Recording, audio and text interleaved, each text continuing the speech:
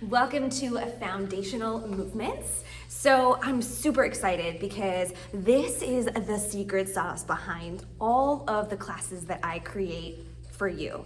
This is what guides me as a fitness professional to make the best classes so that you have what feels like a complete workout, you're hitting all the planes of movement, and you're hitting all the foundational movements. So what do I mean by that? Let's start with the foundational movements. Okay. Your first foundational movement, come with me, get into your space. You could do this in your PJs, I don't care.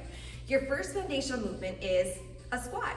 So bring those feet a little bit wider than the hips, take it down and up. Let's go for 10, 9, nice, 8, 7. Now as we're doing this is information for you. How does this feel? Would you like to turn your toes out a little more to get at the inner thighs? Do you want to have something underneath your heels? Let's do 2 more. That would be more quad focused. Nice. So with squat, we play with the feet. Your squat might be toes forward, your squat might be toes out. If you just did all those toes forward, turn those toes out and see how that feels. Go for 5, 4, 3, 2. Let's go 1 more. Now, what I do when I add weights, sometimes I'll have a chair or a bench and I'll tap down to that. One thing that we're learning in the fitness world is to take your squats even lower than you thought. So we used to direct people to go to 90 degrees. Now we're encouraged to go a little lower. So give that a try with me, would you? Take it a little lower, and a little higher. Woo! Feel free to hold on to something as well. There are no rules that say that you cannot hold on to something. Your goal eventually would be able to do that air squat without holding on to anything, but there's nothing saying that you can't use something to hold on to get into your squat. That's movement number 1. There are 5 basic, 7 extended. So we're going through the basic and I'll add the last 2 because they're fun. Movement number 2 is a lunge. So go ahead, bring that right foot forward, left foot back. Take a peek down. Are you on a tightrope? Meaning, is one foot directly behind the other? See how I'm like wobbling? You wanna go wide. Think train tracks. Think parallel. The wider, the better your foundation. Foundation. From here, let's go, take it down for 5. Where's your knee going? Is it going over the toe, tracking forward? Is it turning slightly in? Is it turning slightly out? See if you can push it out a little more. Let's go 2 more. Last one, and you know we're gonna switch sides. So feel free to turn or bring the other foot forward. Again, assess. Are you on those train tracks? Take it down for 5. Notice we're going down like an elevator. We're not leaning forward. Leaning forward, we might do this in class. It's gonna put more on that front quad. Coming back, you're doing more posture, more balance. Let's go 2 more. Last one. Now that is not the only kind of lunge you can do, right? That is one movement. You can also go forward, moving. Do it with me. Come on, you're not getting out of this. You're not watching this. Come on with me. You could go back. I tend to find working with clients that have knee issues. Back lunges feel better. That's not across the board, but think about that. If you're having knee issues and lunge is part of the class, take them back. Take back lunges. We also have curtsy lunge. Stepping behind, like as if you've got a giant ball gown. Stepping behind. Come on with me. Let's go 2 more each side. Doesn't that feel good? We are leaning forward for this one. 1 more, because we can. All right, that's movement number 2 of 5. Your next movement is not as basic as squat or lunge. It's a hinge. So when we hinge, we think 1/2 folds to the other. A hinge could be a hip thrust. A lot of times I'll give you these, good morning. So feet a little bit wider than the hips, hands behind the head, sending the hips back as you bring that torso parallel to the ground and rising back up. A hinge could also be a deadlift. Bend those knees, stick the hips back, upper body is just dead weight. And up. That's a hinge as well. Sometimes step 1 foot back. You might do a single leg. Yeah, test all of those out. So we've got a squat, a lunge, a hinge, push. Pushes might literally be push, lift up off the heels, push, squeezing the core. Push-ups might be, or push might also be push-ups, come on with me, where your body is pushing away from the floor, knees down or knees up. Lots of opportunities for push.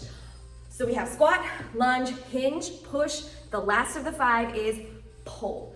Think like roll those shoulders back, bicep curl is a great pull. Reverse fly is a great pull. You see what we're doing? We're pulling away from the center of the body. So you push or you pull. And my secret sauce is combining all 5 of those movements into a full body workout. I try, if we're doing a lower body or an upper body day, I do try to put all 5 in. Now bonus, 2 more. Walk. Walk around. Walk is a very, walking is a gateway fitness movement. Walk. And a level up from walk is carry. So the idea is you have something in your hands, or like we do in class, overhead, and you're walking holding that. Now we are told that you should be able to carry 70 to 75% of your weight for like 2 minutes. So that's the recommendation. So the more you can carry and walk at the same time, it builds your grip strength, overhead, builds your core strength. Amazing. So those are our 7 foundational: squat, lunge, hinge, push, pull, walk, carry.